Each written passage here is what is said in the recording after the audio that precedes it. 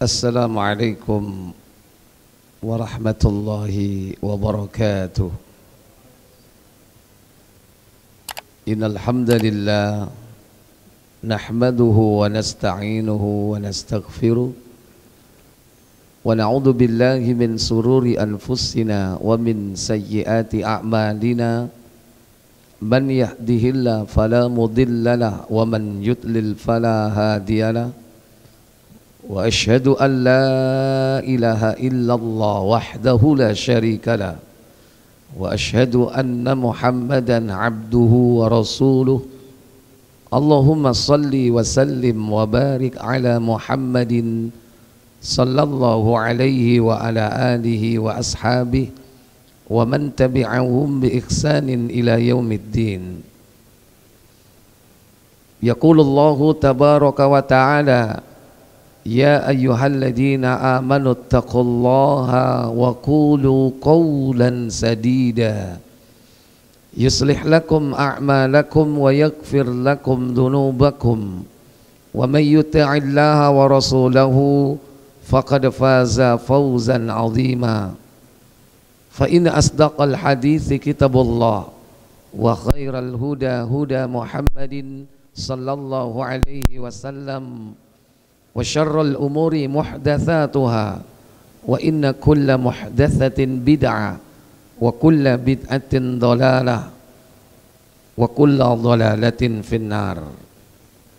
Ikhwatal iman, Bapak Ibu, saudara-saudari jamaah salat maghrib Masjid Imam Asy-Syafi'i yang dirahmati Allah Jalla wa'ala. Bersyukur kita kepada Allah dipertemukan kembali di majelis ini untuk satu niat mempelajari kitab para ulama, mempelajari satu ayat, satu hadis dari Al-Quran dan As-Sunnah yang berkaitan dengan ilmu syar'i sebagai bekal kita meniti perjalanan hidup di dunia ini, sebagai bekal kita mempertanggungjawabkan segala amal perbuatan kita kelak di hari kiamat di hadapan Allah Jalla Jalaluh. Semoga Allah memudahkan serta memberi kita ilmu yang bermanfaat. Semoga salawat dan salam selalu tetap tercurah kepada junjungan kita Nabi besar Muhammad sallallahu alaihi wasallam beserta seluruh keluarga dan keturunan beliau, para sahabat beliau dan seluruh pengikutnya yang setia mengikuti jejak langkahnya, menghidupkan sunnah-sunnahnya hingga tegaknya hari kiamat. Bapak Ibu, saudara-saudari yang dirahmati Allah, melanjutkan pembahasan kitab Aqidatut Tauhid sampai kepada bab 2 pasal yang ketiga, yakni al-kaunu wa fitratuhu fil khudu'i wat ta'ati lillah. Alam semesta dengan fitrahnya di dalam tunduk dan taat kepada Allah Tabaraka wa Ta'ala. Inna jami'al kauni bisamaihi wa ardihi wa aflakihi wa kawakibih. Sesungguhnya seluruh makhluk ciptaan Allah yang ada di alam semesta ini, baik langitnya, buminya, planet-planetnya, bintang-bintangnya, wadawabihi, wasyajarihi, wabarrihi, wabahrihi. Demikian pula hewan-hewan ciptaannya, semua tumbuhan, pohon, baik darat maupun lautan, wa malaikatihi wa insih, serta para malaikatnya, jin dan manusia, kulluhu khadi'un lillah.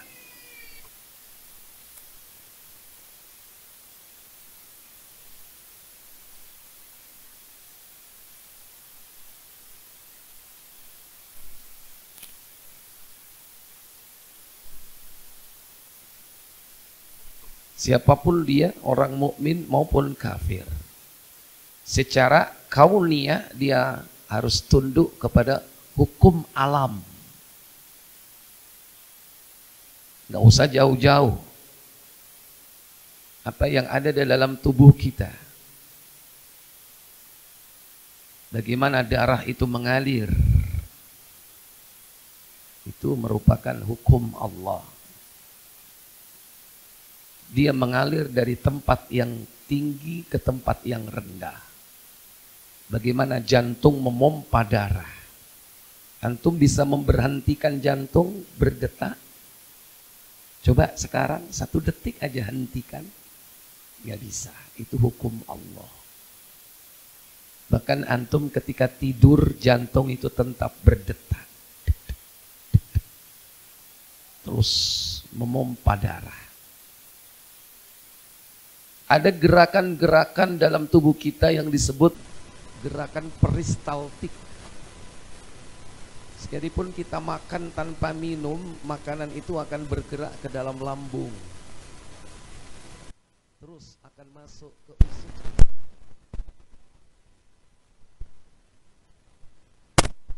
Masuk ke usus halus.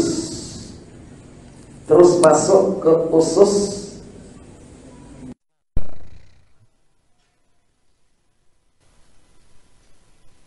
di usus besar inilah sudah menjadi ampas,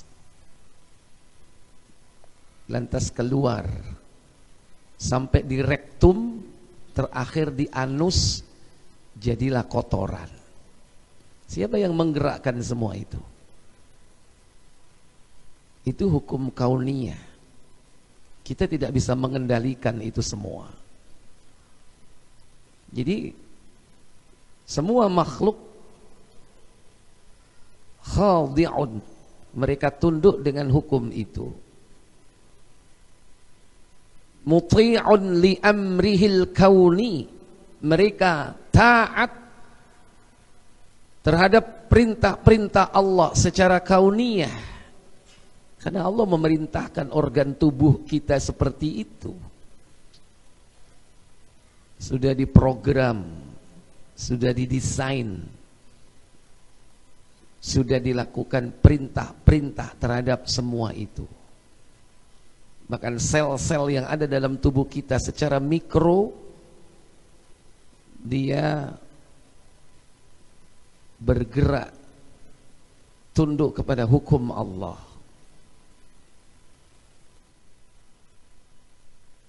Qala Allah Ta'ala, firman Allah Ta'ala, walahu aslama man fis samawati wal ardi tau'an wa karha. Surah Ali Imran ayat 83. Maka hanya kepadanya berserah diri man fis samawati, siapa saja yang ada di langit dan ada di bumi, tau'an wa karha, baik secara sukarela, secara pasrah, wakarha atau terpaksa. Wa qala ta'ala, dan firman Allah Ta'ala, ballahu ma fis samawati wal ardi kullun lahu qanitun. Surah Al-Baqarah ayat 116. Bahkan apa yang ada di langit dan apa yang ada di bumi, mereka semua berserah diri. Kullun lahu qanitun, semua itu dilakukan, yakni tunduk dan taat kepada hukum Allah. Walillahi yasjudu ma fis samawati wa ma fil ardi Di dalam surah yang lain, yakni surah Al-Nahl, surah 16 ayat 49.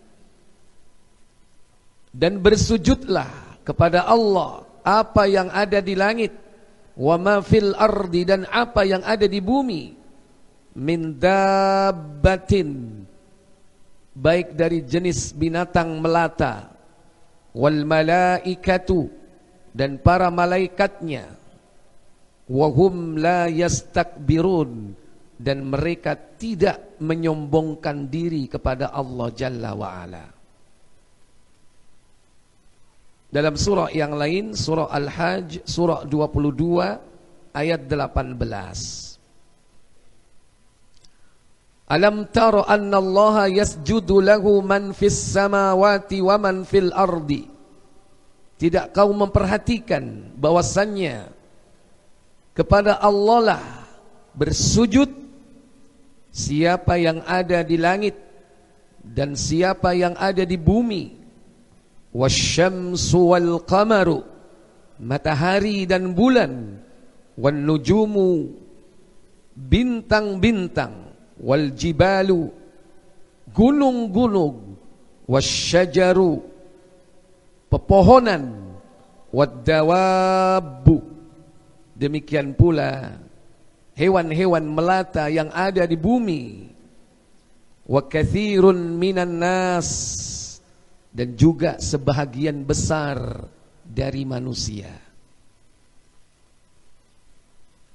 Ini surah Al-Hajj ayat 18. Dalam pasal ini disebutkan ada beberapa ayat dalam konteks ketundukan makhluk kepada hukum kauniyah.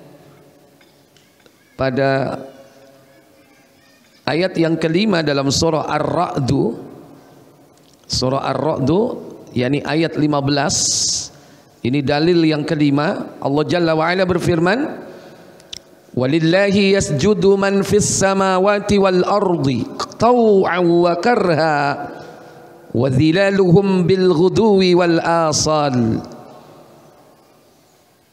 Dan hanya kepada Allah sajalah bersujud siapa yang ada di langit dan ada yang di bumi. Di langit dan yang di bumi. Ini baik makhluk hidup maupun makhluk mati menurut manusia. Yang hidup mungkin para malaikat atau manusia yang sekarang dikehendaki oleh Allah ada di langit seperti Nabi Isa,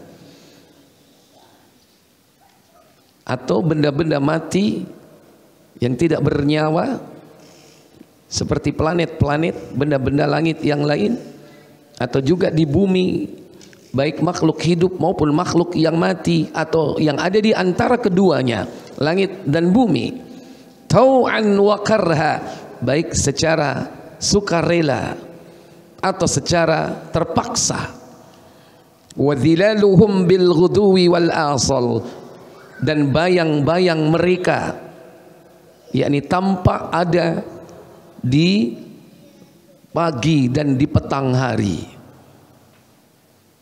Antum kalau berjalan di tanah datar di matahari terik di pagi hari akan terlihat bayang-bayang kita berada di sebelah barat.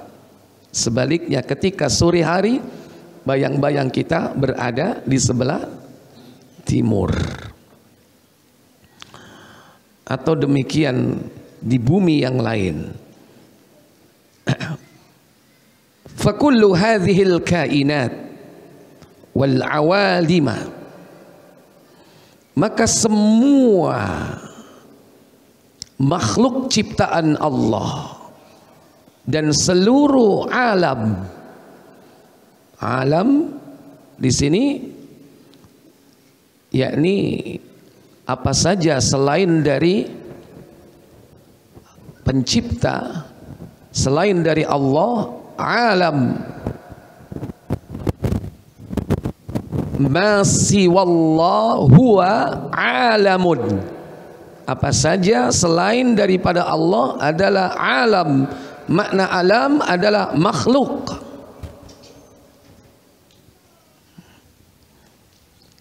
Semua ciptaan dan makhluk Allah munqadatun lillah. Mau tidak mau dia harus tunduk kepada Allah. Khadi'atun li sultanihi, yakni tunduk terhadap kekuatan Allah. Tajri wafaqa iradatihi wa tawa'a amrihi. Bahkan hal itu dilakukan sesuai dengan kehendak Allah dan taat terhadap perintah-perintahnya, karena Allah bisa saja memerintahkan seluruh makhluknya yang hidup dan makhluk yang mati. Api itu makhluk hidup atau makhluk mati, Bapak Ibu? Api. Hah? Api itu makhluk hidup apa makhluk mati? Ya, kesepakatan hari ini dalam pelajaran fisika bahwa dia termasuk benda mati. Itulah kesepakatan hari ini. Tapi pernahkah Allah memerintahkan kepada benda mati itu dengan mengatakan ya nar kuni bardan, wahai api dinginlah? Kapan itu diucapkan oleh Allah?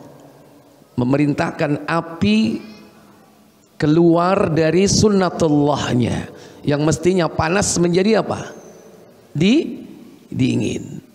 Ya nar kuni bardan wa salaman ala Ibrahim, wahai api jadilah kau dingin, selamatkan Ibrahim. Yaitu ketika Nabi Ibrahim dibakar jadi dingin. Karena Allah yang menciptakan api layak memerintah ciptaannya.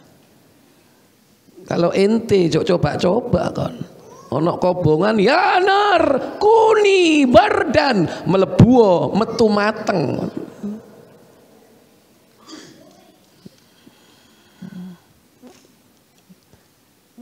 Jadi semua tunduk kepada perintah Allah karena Allah yang menciptakan.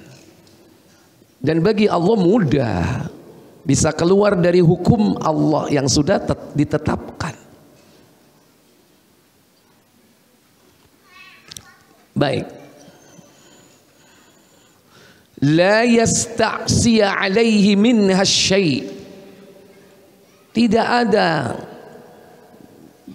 yang boleh menentang sesuatu apapun darinya. Taqumu biwadhaifiha, dan dia menegakkan atau melaksanakan tugas-tugasnya sebagaimana yang Allah telah tetapkan terhadap benda-benda makhluk-makhluk itu sesuai dengan tugas-tugasnya. Wa tu'diya nataijiha binizami taqiqin, dan dia melaksanakan hal itu sesuai dengan aturan-aturan yang sempurna. Allah sudah membuat aturan tentang hukum kauniyah. Kalau benda kita lemparkan, hukumnya adalah dia akan jatuh kemana? Ke atas atau ke bawah? Hah? Ke bawah. Sekalipun awalnya benda itu bisa terbang, tapi pada akhirnya dia akan jatuh kemana? Ke bawah. Udara akan menempati ruang yang kosong. Air akan menempati tempat yang rendah. Itu hukum. terhadap alam kauniyah ini. Kalau kita tarik satu garis lurus sejajar, terus sejajar, dia akan bertemu dalam satu titik enggak? Ayo. Tidak akan bisa bertemu dalam satu titik, karena itu hukumnya begitu. Hukum yang sudah ditetapkan oleh Allah Jalla wa'ala.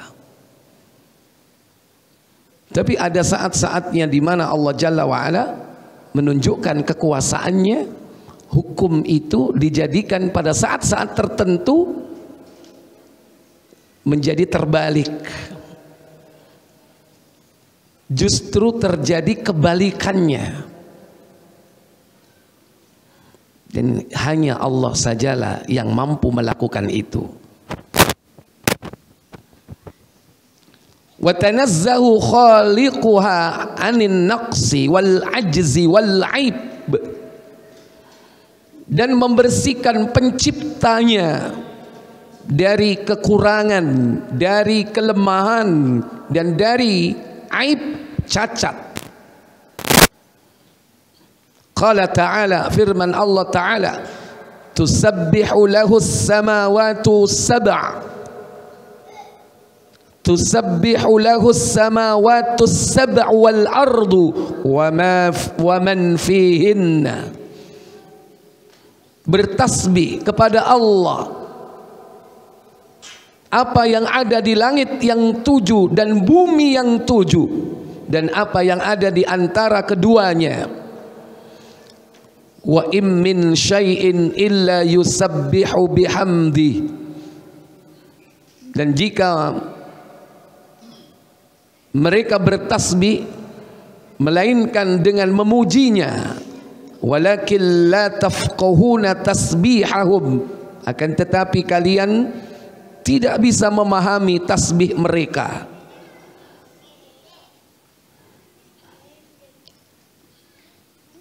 Antum tidak akan pernah tahu bagaimana cara makhluk-makhluk itu bertasbih kepada Allah, memujinya. Semua makhluk dia akan memuji Allah, baik mereka lakukan dengan sukarela ataupun tidak. Yang jelas kita tidak tahu bagaimana cara mereka bertasbih. Binatang melata, burung yang terbang, itu makhluk hidup, mereka bertasbih. Seorang nabi digigit semut, dicari lubang semut, maka dibakarlah sarang semut itu sehingga banyak semut yang mati. Allah menegur nabi tersebut dan mengatakan, satu semut menggigitmu, kau membunuh makhluk yang bertasbih kepada Allah. Berarti semut itu bertasbih. Lubangnya dicari, dibakar lubang itu, mati semua semutnya. Ditegur sama Allah, satu semut menggigitmu, tapi kau bunuh masyarakat yang bertasbih kepada Allah. Itu juga menunjukkan bahwa kita tidak boleh membunuh apa? Halo? Membunuh semut. Antum diem saja. Paling hobi mata ini semut nih. Semut nggak ngapa-ngapain kadang dibunuh, padahal dia bertasbih kepada Allah Jalla wa'ala. Nah itu contoh. Dan bukan hanya semut, makhluk-makhluk Allah yang ada di langit dan bumi, di antara keduanya mereka bertasbih kepada Allah Jalla wa'ala. Tetapi la tafqahuna tasbihahum, kalian tidak akan memahami bagaimana mereka bertasbih.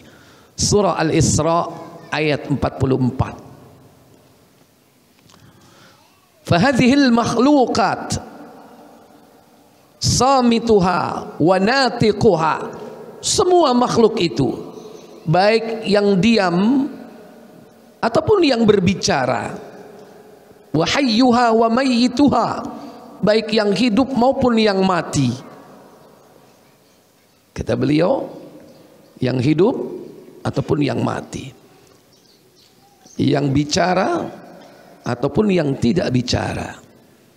Antum ini samit au natik, berbicara atau tidak berbicara?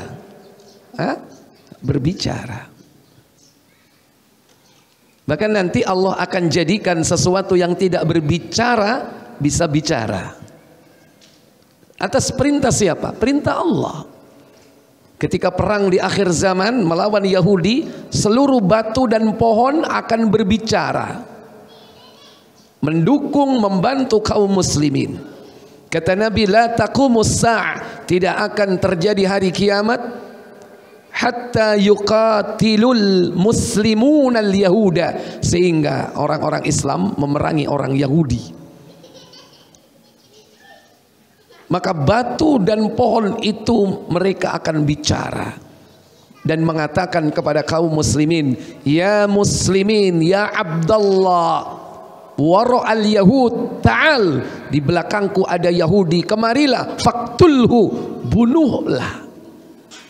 Siapa yang menghendaki pohon dan batu itu bicara? Allah. Nek sekarang ya kon nang gone sebelah tanduran mau rungokno sampai meni ya gak kira krungu kon. Nanti pada saatnya. Dan barangkali orang yang bisa mendengar itu tidak semua orang. Karena yang mendengar itu adalah mereka yang disifati dengan muslimin dan Abdullah, hamba Allah.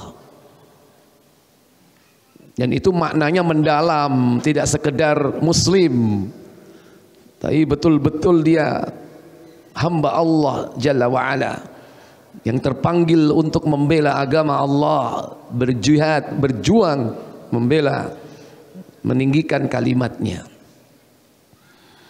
Kulluha muti'atun lillah, semuanya itu tunduk kepada Allah Jalla wa'ala, munqadatun li amrihil kauni, dan taat di dalam melaksanakan perintah-perintah kauniyah. Wa kulluha tanazzahullahu an-naqais wal uyub, dan semua itu sebagai bentuk pensucian terhadap Allah dari segala kekurangan, cacat, bilisanil hal walisanil maqal, baik dengan lisan yang sesuai dengan keadaannya dan juga dengan lisan sesuai dengan ucapannya. Fakullama tadabbarul aqil hadhil makhluqat, maka setiap kali orang yang berakal mentadabburi, yakni semua makhluk ini, alima annaha khuliqat bil haqqi walil haqqi, maka akan diketahui bahwa Allah telah menciptakan semua itu bil haqq, dengan benar, walil haqq, dan dengan tujuan yang benar. Allah menciptakan dengan benar dan dengan tujuan yang benar. Karena ada proses, ada tujuan. Proses bagaimana keadaan sebelum dan ketika penciptaan itu. Walil haq, dan dengan tujuan yang hak, tujuan yang benar, bukan tujuan yang sia-sia. Bukan main-main Allah menciptakan makhluk ini. Maka kita pun dituntut untuk memenuhi dua persyaratan dalam hidup ini, baik proses dan tujuan. Sebagaimana Allah dalam menciptakan makhluk ini dengan benar, dengan tujuan yang benar. Kita pun dalam berproses beramal dalam hidup ini dengan proses yang benar, dengan tujuan yang benar. Makanya dalam sebuah hadis Nabi mengatakan, innallaha thayyibun la yaqbalu illa thayyiba. Sesungguhnya Allah itu baik dan Allah tidak akan menerima kecuali yang baik. Allah itu tujuan.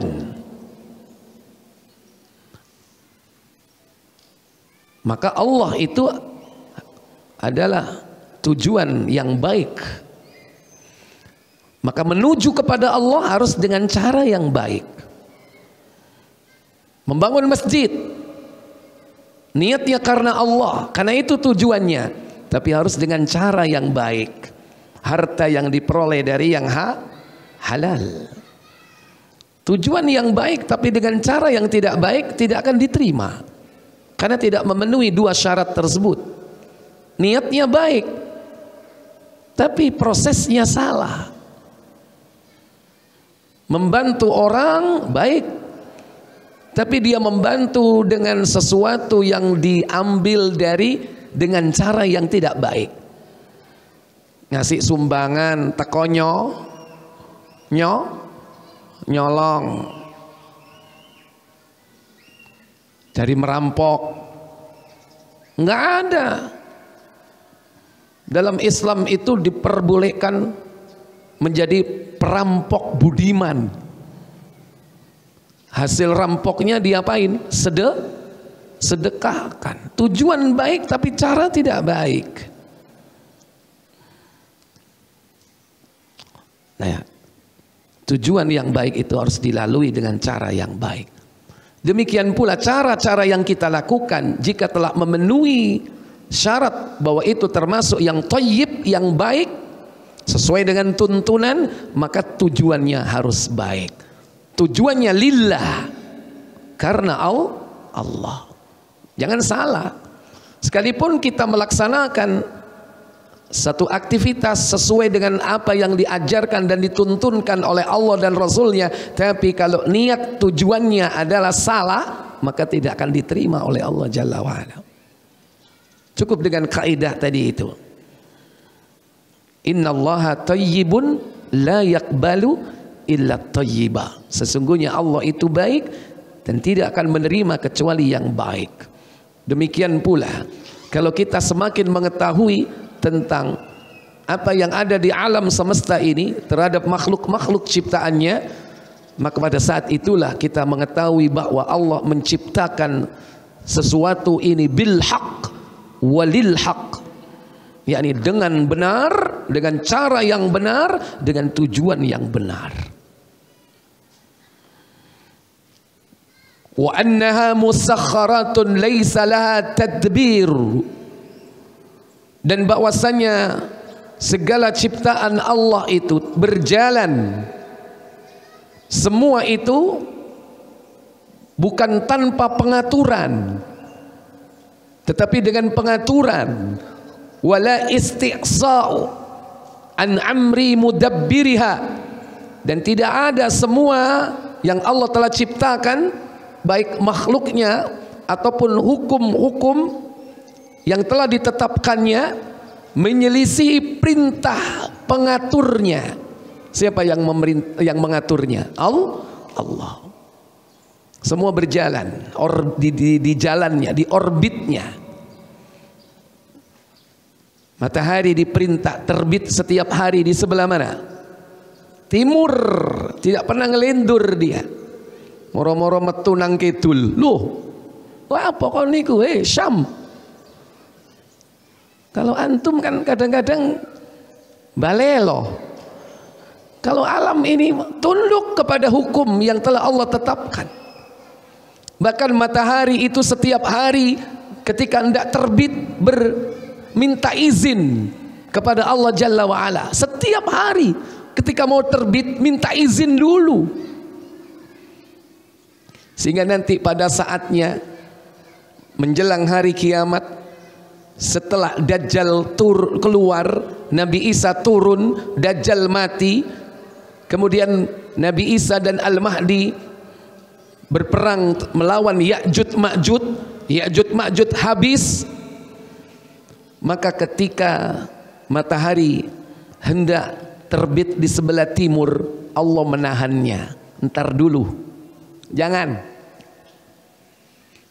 Sampai waktu berikutnya matahari mau izin terbit, ntar dulu, jangan. Sampai hari berikutnya dalam hitungan 3 hari, sehingga terjadilah gelap gulita dalam hitungan 3 malam, 3 hari 3 malam. Begitu pada hari berikutnya dia minta izin kepada Allah untuk terbit, maka Allah perintahkan, terbitlah dari tempat terbenammu. Ini perintah Allah kepada matahari. Maka matahari taat, tunduk kepada Allah. Lihat terbit dari tempat terbenamnya. Itulah tanda min asyratis sa'ah, tanda kiamat besar yang kelima atau yang keenam. Kalau sudah itu terjadi, tatlu'us syamsu mim maghribiha, matahari terbit dari tempat terbenamnya, la yakbalu taubatal abdi, tidak akan diterima tobatnya seorang hamba.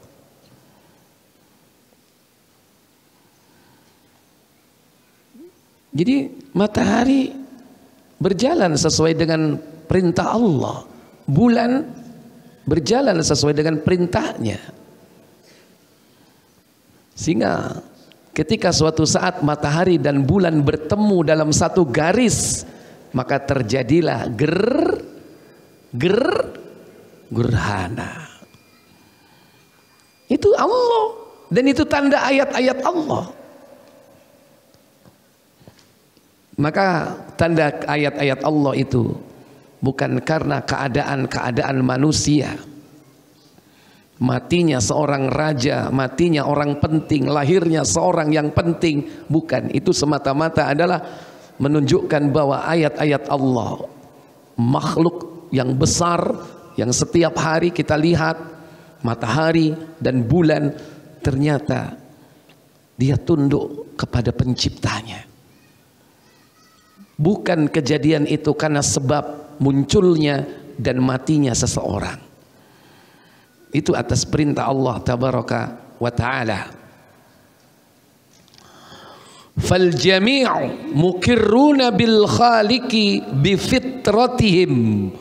Maka semua makhluk itu mereka mengakui, yakni tentang penciptanya Allah, bahwa Allah telah menciptakan bifitratihim, yakni dengan fitrah-fitrah mereka.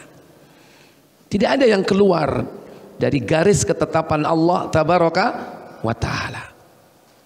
Sudah adzan? Silakan adzan dulu. Ada pendapat dari seorang ulama, Syekhul Islam Ibn Taimiyah, tentang masalah ketundukan makhluk kepada hukum ketetapan Allah Jalla wa'ala yang ada di alam semesta ini. Beliau menyampaikan ketundukan makhluk itu dalam beberapa segi. Qala Syekhul Islam Ibn Taimiyah rahimahullahu ta'ala, wahum khadi'un mustaslimun, mereka tunduk berserah diri, yakni kepada hukum-hukum kauniyah. Qanituna muttarrun, baik secara rela, ridha, ataupun terpaksa. Min wujuh, sesuai dengan beberapa segi. Yang pertama, minha alimahum bihajatihim wa daruratihim ilaihi, karena mereka meyakini dan mengetahui bahwa dirinya itu tunduk karena membutuhkan Allah tabaraka wa ta'ala. Mau nggak mau harus ikut. Karena mereka membutuhkan Allah. Wa minha, dan yang kedua, khudu'uhum wastislamuhum lima yajri alaihim min aqdari wa masyiati. Yakni ketundukan mereka dan berserah dirinya mereka karena apa yang telah Allah tetapkan atas mereka berupa takdir dan kehendaknya. Ya sudah, ini merupakan ketetapan Allah, takdir. Mau apa lagi? Ya takdirnya ya saya seperti ini. Ada makhluk-makhluk yang harus berjalan di muka bumi ini dengan tanpa kaki. Ada yang berjalan dengan tubuhnya. Ya sudah, itu sudah ketetapan Allah. Ada yang makhluk itu harus terbang di atas awan. Ada yang harus berada di dasar laut. Yang itu tidak bisa dilakukan oleh makhluk lain. Manusia ini paling bisa menyelam dalam berapa meter ke dasar laut? Maksimal. Halo, para penyelam. Hah? 10 meter. Itu mungkin barangkali tanpa alat masih bisa ya, bagi yang sudah ahli. Tapi sekalipun dengan alat oksigen ada batasnya. Sehingga bisa jadi oksigen yang dia pakai, yang dia bawa dalam tabung itu, kalau sudah mencapai di atas 100 meter di bawah permukaan laut, bisa meledak. Tapi ada hewan-hewan yang bisa hidup di dasar laut sampai ribuan meter di bawah permukaan laut. Berarti Allah beri kekuatan itu. Sekarang kapal selam itu aja ada batasnya. Nanggala 40 berapa? 2 kemarin itu hancur di kedalaman berapa? Hah? Maksimal mestinya 500-400. Tapi katanya sampai kedalaman 700-800. Bagaimana dengan ikan yang berada di dasar laut sampai 1000-2000 meter?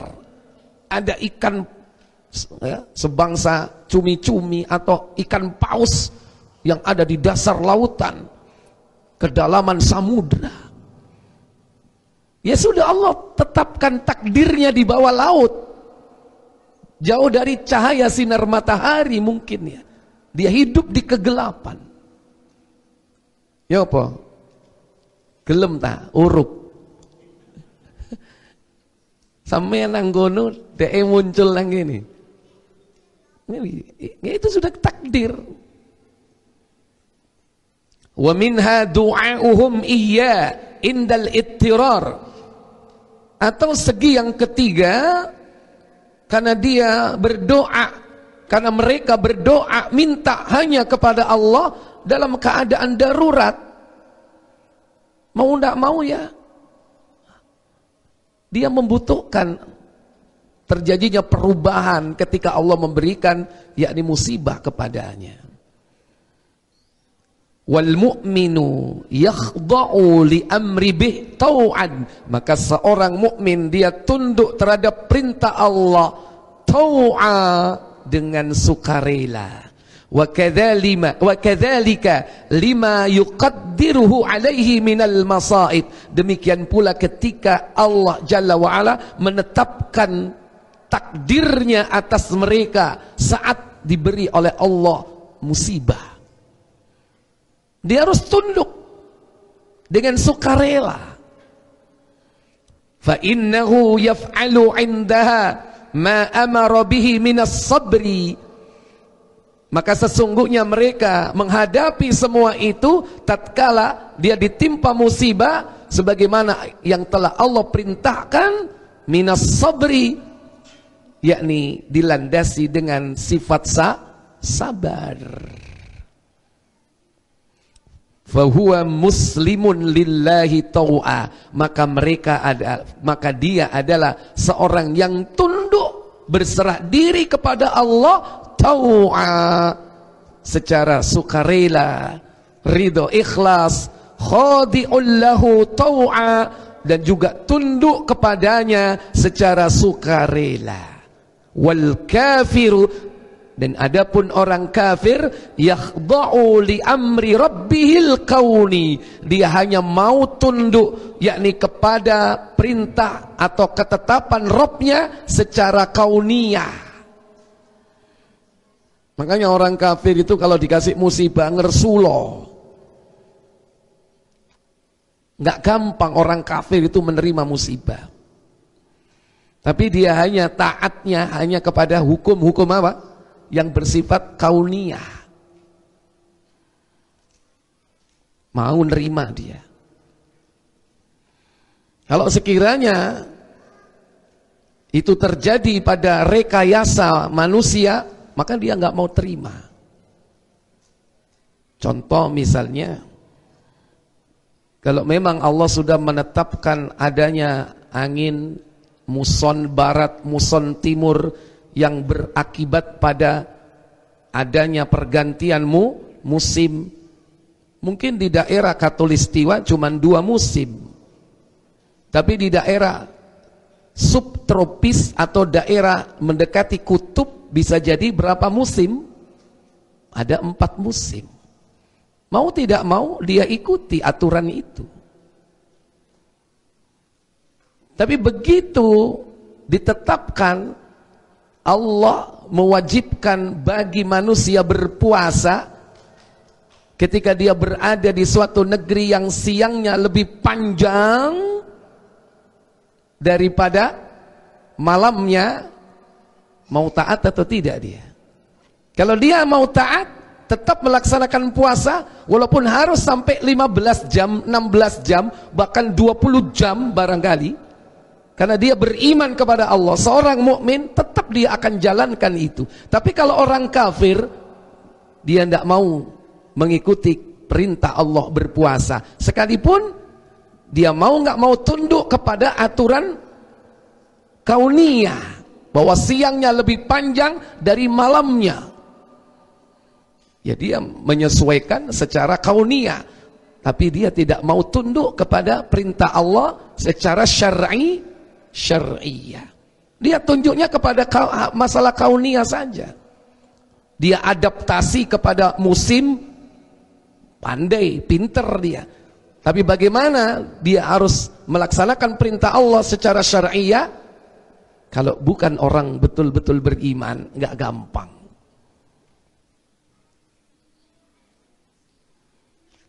Ikhwatal iman, a'izzakumullah. Maka orang kafir hanya takut kepada hukum-hukum yang bersifat kauniyah. Bahkan bisa jadi hanya sekedar takut kepada hukum-hukum yang dibuat oleh manusia. Dia enggak takut kalau seandainya dia melakukan perbuatan zina, nanti akan disiksa oleh Allah di dunia dengan rajam, di akhirat dengan siksa yang pedih. Tapi dia hanya takut kepada hukum manusia. Asal tidak mengganggu, maka dia lakukan. Asal tidak ada yang melaporkan, maka dia bebas. Tapi apakah dia bisa bebas dari hukum Allah di dunia, di akhirat? Tidak. Sekalipun dia bisa mensiasati hukum ciptaan manusia itu di dunia, dia hanya takut kepada aparat penegak hukum. Takut polisi, takut jaksa, takut kepada KPK, takut kepada penegak-penegak hukum lainnya. Selama manusia itu masih bisa diajak bekerja sama, hukum masih bisa direkayasa, selama aturan itu bisa disiasati, mereka nggak takut dengan hukum Allah. Nah itulah bedanya antara mukmin dengan orang kafir. Tapi kalau orang mukmin, dia tunduk kepada perintah Allah yang kauniyah maupun yang syar'iyah. Itu orang mukmin. Makanya dia selamat di dunia ini, dan insya Allah dia akan selamat di akhirat. Orang kafir bisa tidak selamat di dunia dan juga bisa tidak selamat di akhirat kalau dia tidak bertobat. Seandainya dia bisa selamat di dunia ini karena dia punya kekuatan yang besar, punya harta yang banyak, sehingga dia bisa melakukan apa saja sesuai dengan kehendak dan keinginannya, pasti dia tidak akan bisa keluar dari hukum Allah kelak di di akhirat. Baik Bapak Ibu, saudara-saudari sekalian, insya Allah kita pada pertemuan yang akan datang melanjutkan pada pembahasan pasal yang keempat. Wallahu a'lam. Baik, saya berikan waktu kepada Bapak Ibu sebelum kita laksanakan sholat isya berjamaah. Silakan kalau ada pertanyaan. Baik.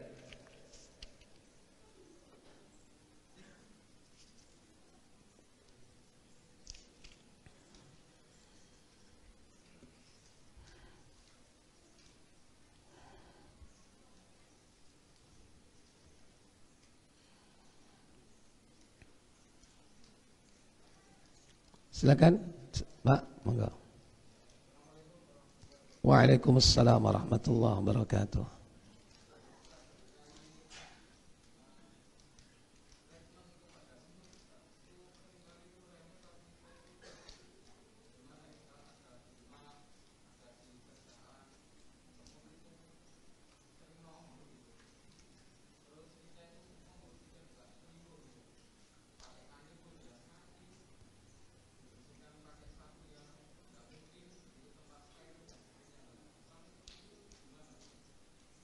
Iya. Jadi dalam menghadapi makhluk Allah yang kita dilarang untuk membunuhnya, sebisa mungkin kita menciptakan suasana yang kondusif agar semut itu atau binatang-binatang yang haram dibunuh itu ada di sekitar kita. Nah, ada tindakan melalui dua pendekatan. Pendekatan pertama yaitu pendekatan kuratif. Kuratif itu sudah ada makhluknya, kemudian kita bersihkan. Yang kedua, tindakan preventif, yaitu pencegahan. Sebelum makhluk itu datang, kita kondisikan agar tidak datang ke tempat itu. Nah ini. Nah, yang ditanyakan Bapak ini adalah yang pendekatannya kuratif. Sudah ada makhluknya, gimana cara menghilangkannya ini? Ya, itu kan, gitu. Nah, mungkin kita harus mencari cara-cara bagaimana mengusirnya tanpa dengan membunuh.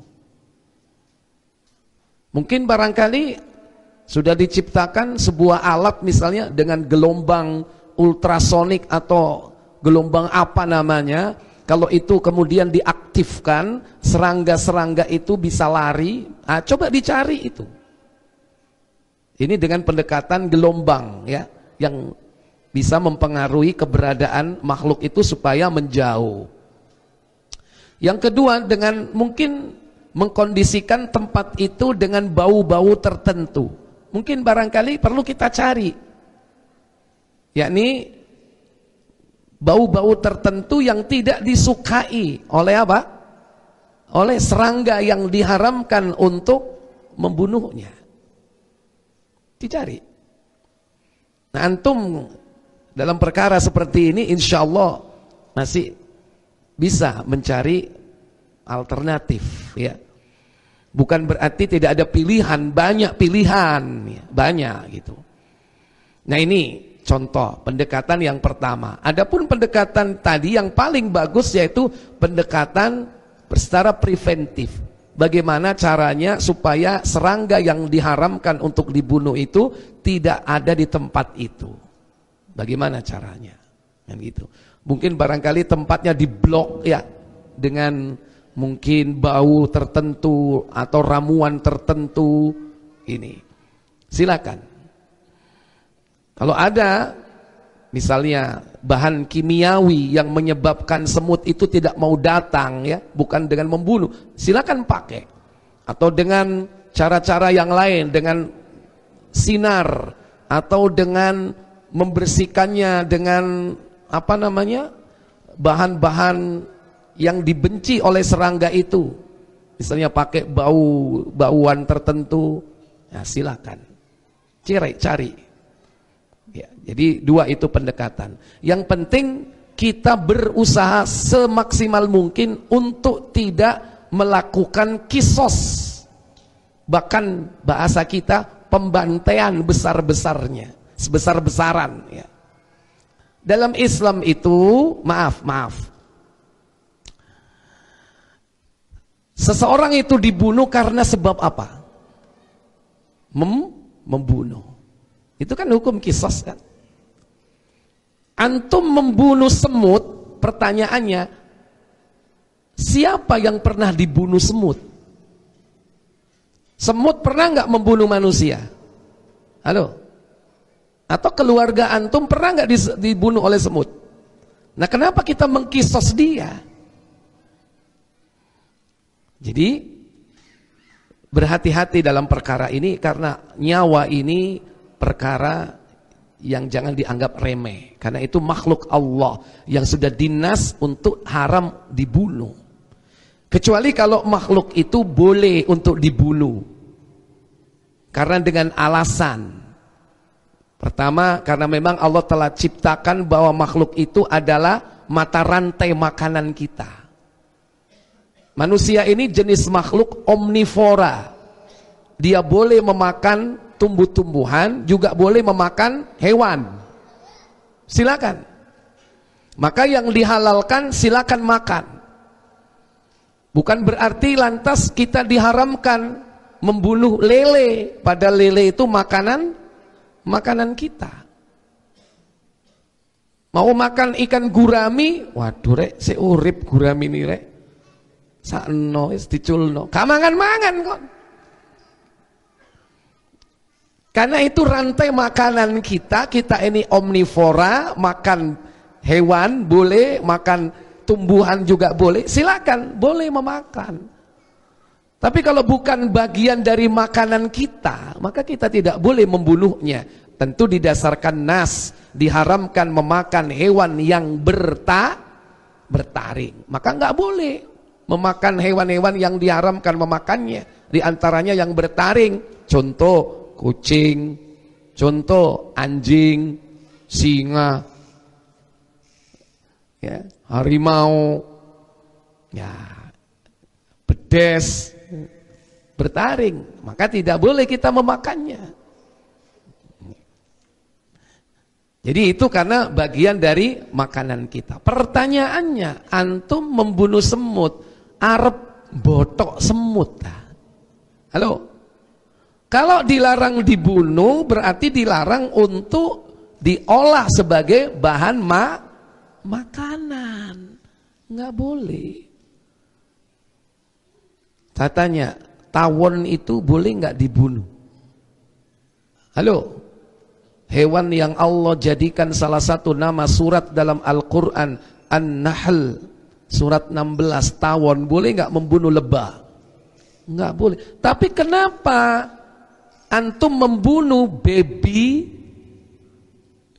apa babynya tawon itu, yang masih kruket-kruket itu?